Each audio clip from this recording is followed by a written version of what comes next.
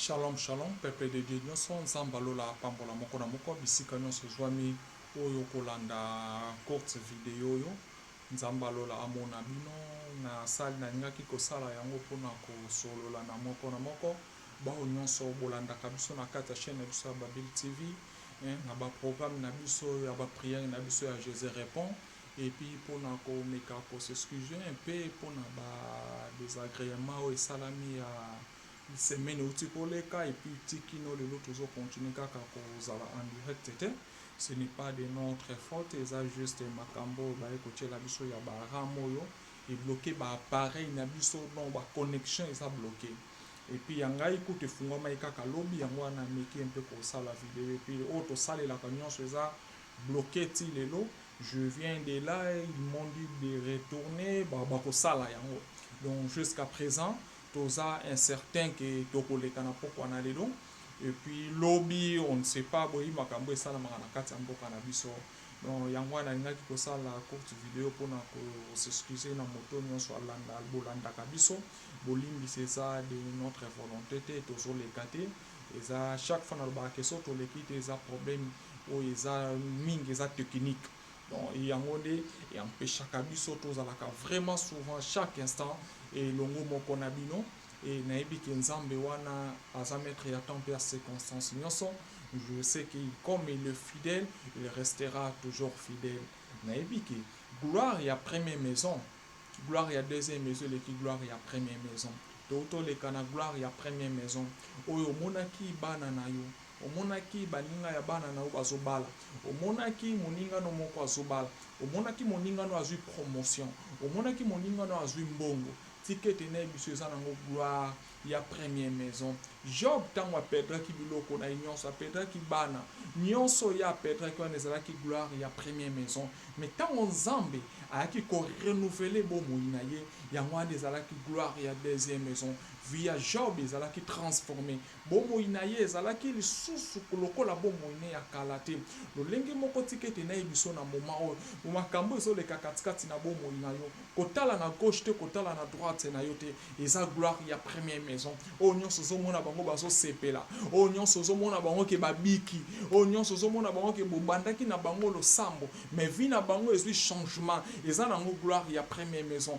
Mais gloire o nzamba azo bongisa katikati na bomoi na yo eza gloire ya deuxième maison. Gloire wana nde ko changer destinée na yo, gloire wana nde batu bakobetelo maboko. On a Jérémie 33 verset 3 ti okomi na 10 elobini na 10 alobaki terre ezalaki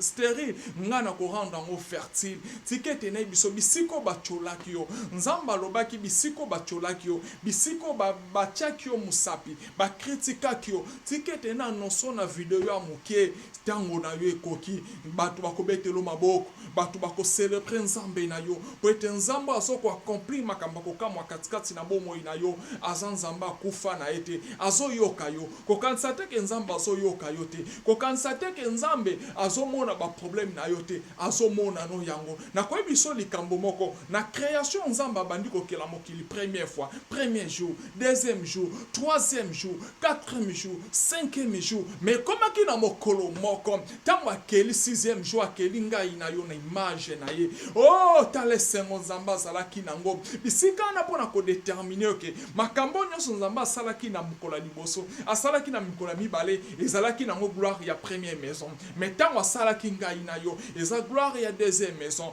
nde amonaki ke uya sali o eza extraordinaire kokela ngai na yo ba angelo na création bazalaki avanga nzamba kela ngai na yo bazalaki déjà na kati ya création. Mais tango ya kelo alobi faisons-le à notre image à notre ressemblance nzamba kela ki na image na ye no yango na kobanga ba problème o eza katikati na bomoi na yo te okokanisa peut-être ange asa être supérieur liboso na yo non aza être supérieur te okomona ke ba ange baza bana misala na biso donc pona kolobaki gloire ya seconde maison eza gloire eleki gloire ya première maison komitungisa mate pona situation na yo kotala te ke na nobali te kotala te ke baninga no bobanda bokebo voyage ki na bango bazotonga bazosala makamba minene eza na gloire ya première maison. Mais gloire na yo oyo nzamba bongisi katikati na vie na yo eza gloire ya deuxième maison o makambo no nyonso kozala transformer vie na yo ko changer batwana bakoya ko defe pai na yo batwana bakoya kobetelo maboko bakoloba ke oui obondelaka nzamba solo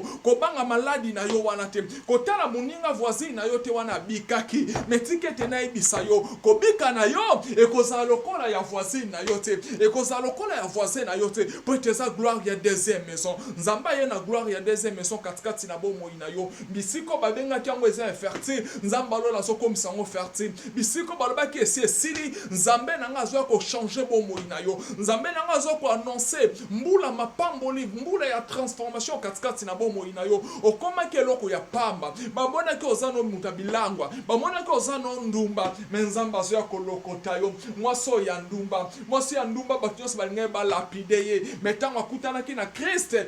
ame azwaki afandisaki na pembeni na ye koleka kutu bato babibengaki basantu batikali kofanda pembeni moko na yesu kristo de nazarete te tikete na yebisa yo mwasi na ndumba yo moto na bilangwa yo moto banegligaki yo na famille gloire ya deuxième maison eza koya gloire ya deuxième maison ezoko changer bomoi na yo ezobimiso na kati ya impudicité ezobimiso na kati ya célibat ezobimiso na kati ya mibali ya bato ezobimiso na kati ya basi ezobimiso na kati na bilangwa ezofandiso na mesa moko na bakolo ezofandiso na mesa moko na Kriste po ete alobaki nakei me nakei nakozonga nake kobongisela bino bisika oyo tokofanda moko na mesa na ye nil part alobaki baange bakozala esika moko na ye tikete na yebisa yo eloko nyonso ya liboso elekaka nango te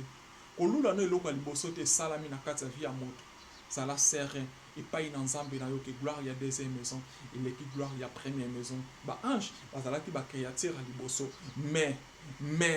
mais tango alobi akeli ngai na yo azwi nanu de susa alobi faisons-le à notre image à notre ressemblance nzamba akeli ngai no na image na ye epe alobi nakofanda na bino esika moko nakopartage na yo repas kuna baangelu bazoyemba kuna bango bafandi baza mosika me yo kofanda mesa moko na mokeli na yo yango na kobanga problème na yo te kobanga situation na yo te tozobanda bapriere na biso tokobanda nayebi ke nzambe wana akokita na lola akokita mpona koyanola problème na yo akokita mpona kosilisa likambo na yo komitungisama te kozala desite koloba te ke na sambeli tro na annonce yo ke tango yo sambelaki wana ezalaki nango gloire ya première maison mais il y a la gloire oyo ya katikati na vie na yo gloire ya deuxième maison oyo eza gloire oyo mokili koyebake osalelaka nzambe nzambe alola pambola moko na moko bisika bozwami merci mpona kolanda nga na courte vidéo oyo nayebi ke tokozongela baactivité na biso plus ou moins semaine prochaine du lundi mardi mercredi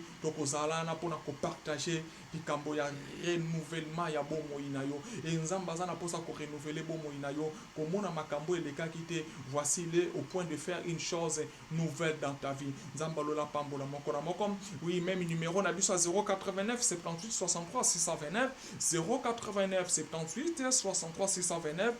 j'espère bozo benga iso lekate oui numéro wana pe eza bloqué donc numéro eza presque disponible pour l'instant eza na numéro na ngai oyo 085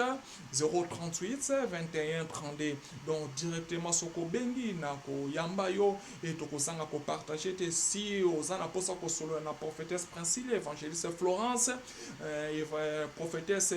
Rebecca okobenga kaka awa et na kozanga ko informer te na ba numéro za disponible pa esika bango baza kuna na ndaku et puis boko partager nzamba lola pambola moko na moko tikete nzambe wana a mona bino na mabota na bino na kombo na Yesu amen.